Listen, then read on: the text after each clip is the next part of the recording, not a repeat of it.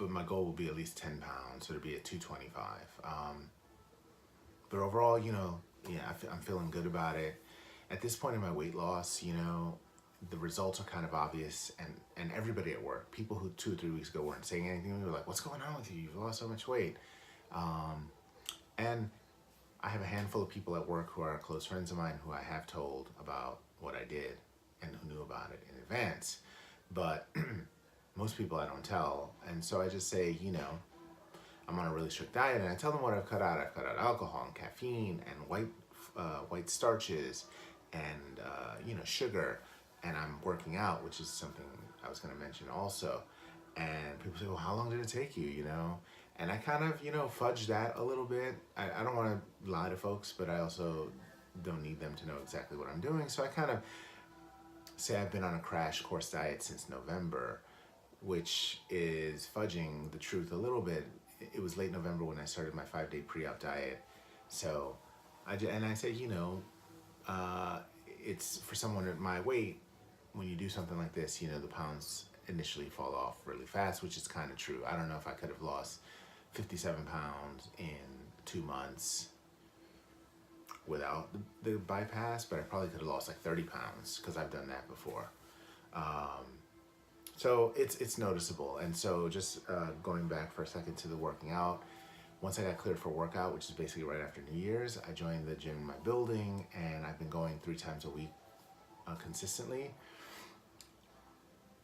I have basically, my program consists of about half an hour of cardio, very low impact cardio, elliptical, bike, and walking on a treadmill, and about 15 minutes of strength building exercises, using dumbbells, using like this assisted pull-up and dip machine, planks. But I gotta say, just as a side note, I'm so out of shape and so weak. I mean, I'm finding it hard to do like sets of push-ups that I used to be able to breeze through. Again, I was never a fit person, but I was decently strong, and I could do lots of push-ups, multiple sets, hundreds of push-ups in a day kind of thing. And it's been years since I worked out, and right now I'm struggling to do like sets of like 15 push-ups in a row, and I'm like, I can't believe it. But I do think that as I get into this working out a little bit, that'll build up quickly. But it's interesting how far I've fallen. So I am working out, which has been great. The gym is in my office building, and it just couldn't be a more perfect situation for me. I'm in a sort of weird location, my building. There's nothing really around us. Had I had to travel to a gym or try and go before work, I don't know how effective. It would have really been tough. Now I can just kind of slip out. I'm not really taking a lunch since I'm eating a small meal at my desk, so I don't really feel too guilty about it. I could head down. I'm back up within an hour, and it's working. I have to figure out what to do on the weekend because that gym only has one location, and it's at my office building. So on the weekends I have not been working out, but I think when the weather warms up just a touch, there'll be some options for me to get out. Let's see if there's anything else. So we talked about the weight loss has been good, but slower, but steady. So how can you really complain about that? The eating, having those sort of moments of what I'll call mild dumping syndrome, which is what I think it is. Eating too fast, eating something a little off. Not my favorite. I want to avoid it, and as a result, I think I'm sticking to some things that I know work for me, and my palate has not yet fully expanded back out.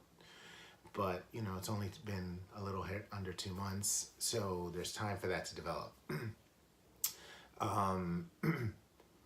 Working out has been good, and that's something that I'm motivated to keep going.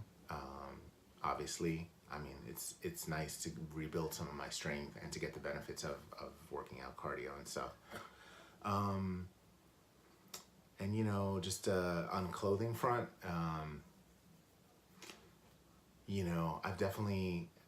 I had saved over the years clothes from the sizes that I pass on the way to my final weight, right? So I have some pants, some sweaters that I hadn't fit into years, and even coats, winter coats, that I'm using now, because the stuff from my high weight was just so baggy and big. I mean, you're right, 57 pounds, you can imagine.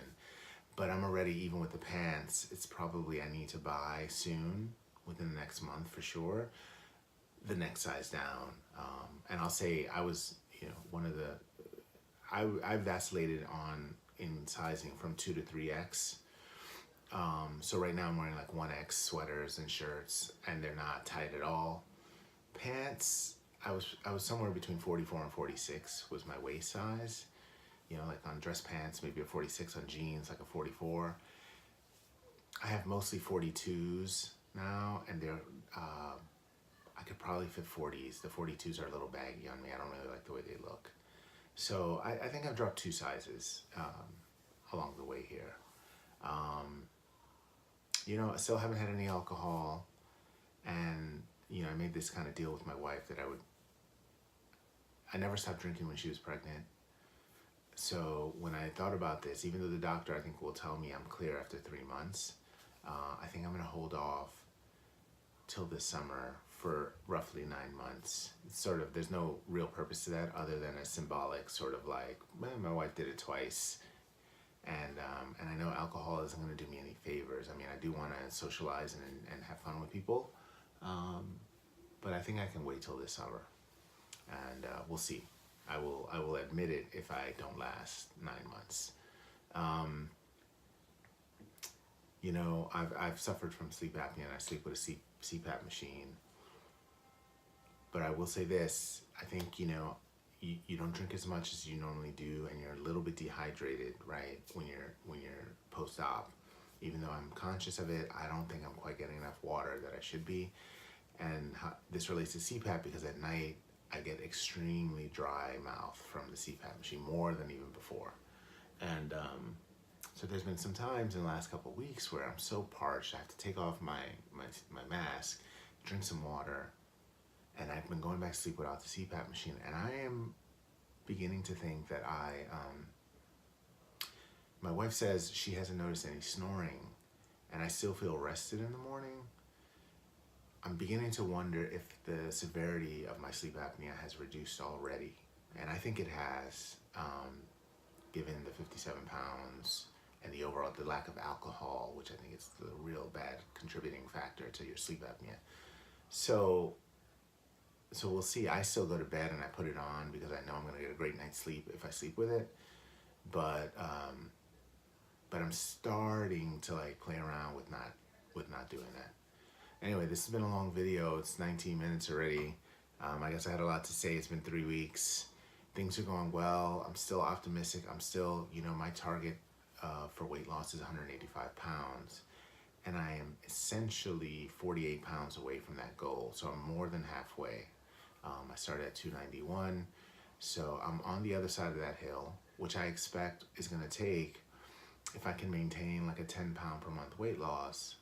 I've got about 5 months to go, meaning February, March, April, May, June. By the end of June, by the end of the school year, I should be hitting that, right? Obviously, the weight loss can slow down, and I can have setbacks and stalls. But to me, hitting that goal at about the 7-month mark doesn't seem like a flight of fancy. It seems doable, and it's a big goal for me. Like breaking 200 is going to be a major milestone, but hitting 185, considering I went through a surgery to do this, I'm really motivated to not give up before I reach that number. So that's the goal. That's what I'm focused on. As I eat, as my diet grows, I know that it's going to be challenging. It's easy when you're doing protein shakes and like Jello, sugar-free Jello. It's like harder when you're eating real food. But portion control has been my savior. My 4-ounce containers, my 4 to 6 ounces at dinner time at home. I think those portions kind of offset, even if there's a slightly higher calorie meal, the portion size is just keeping me on track. And a physical activity was not only the gym, but what I've noticed is I definitely feel less joint pain than I used to. And so if I have to take a long walk, like in Manhattan, you often do, where I work, it's a 15-minute walk to the subway. And so and back in the day, I might take the bus, you know, if I was feeling lazy, which is half the time. Now I'll just start like walking, and I'll be like walking with a purpose, and I'm there, and my joints aren't, my knees and ankles aren't hurting, and so the chance to be more physically active is increasing now, which I think is going to help me. So that's it, everybody. I will keep you guys updated. I don't know if anybody's watching these videos, frankly. It doesn't seem like I'm getting a lot of views. I'm not really pushing this to anybody. In a way, this journal is for me as much as for anybody else, because I think it'll be interesting to look at this, my progress over the next 6 to 12 months. But, you know, as I mentioned when I first did my first video, I don't see a lot of guys doing these videos. So if you're a man and you're thinking about doing gastric bypass, maybe this is useful to you.